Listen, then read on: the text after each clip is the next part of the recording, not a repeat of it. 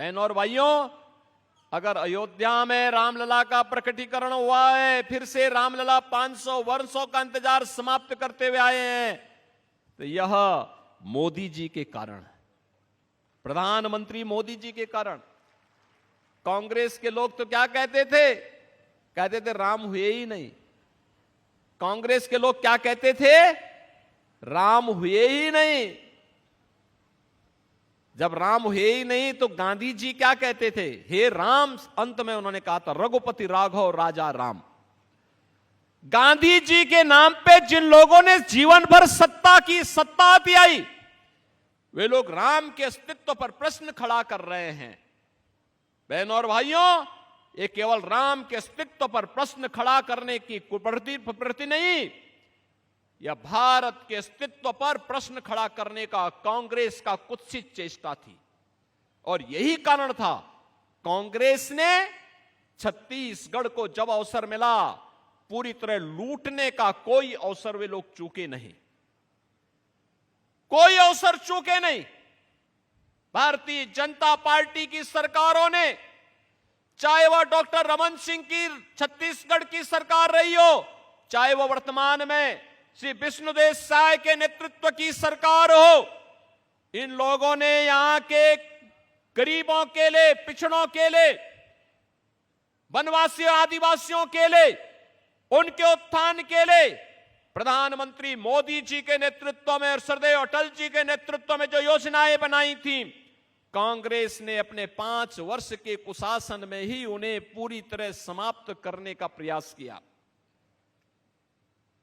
पूरी तरह समाप्त करने का प्रयास किया। और मुझे तो बताया गया कि इस प्रतिष्ठित सीट पर कांग्रेस ने यहां के पूर्व मुख्यमंत्री को, श्री भूपेश बघेल को ही अपना प्रत्याशी बनाकर के उतारा है।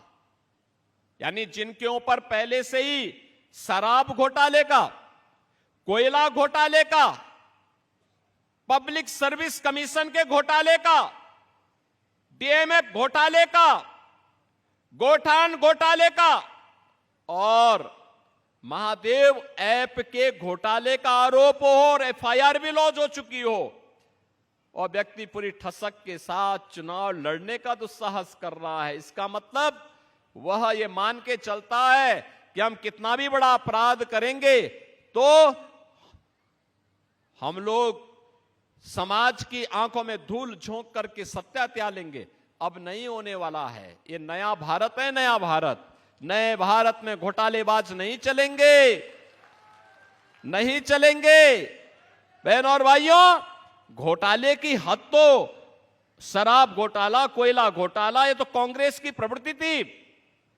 भूपेश बघेल जी ने तो अपने शासनकाल में गोबर का भी घोटाला कर डाला। आप सोचो, जिन गरीबों को खाद के लिए पैसा मिलना चाहिए था, यूरिया दुनिया के अंदर मिल रही है 3000 रुपए बोरे में, वही 300 रुपए में भारत के अंदर भारत की सरकार, मोदी सरकार दे रही है। लेकिन ये तो यहां पर कांग्रेस की सरकार ने गोबर का भी घोटाला कर डाला। हमसे जुड़े रहने के लिए हमारे YouTube चैनल को सब्सक्राइब करें और नई वीडियो की नोटिफिकेशन के लिए बेल आइकॉन को दबाएं। अगर आप ये वीडियो Facebook पर देख रहे हैं तो लाइक जरूर करें और ज्यादा से ज्यादा शेयर करें। धन्यवाद।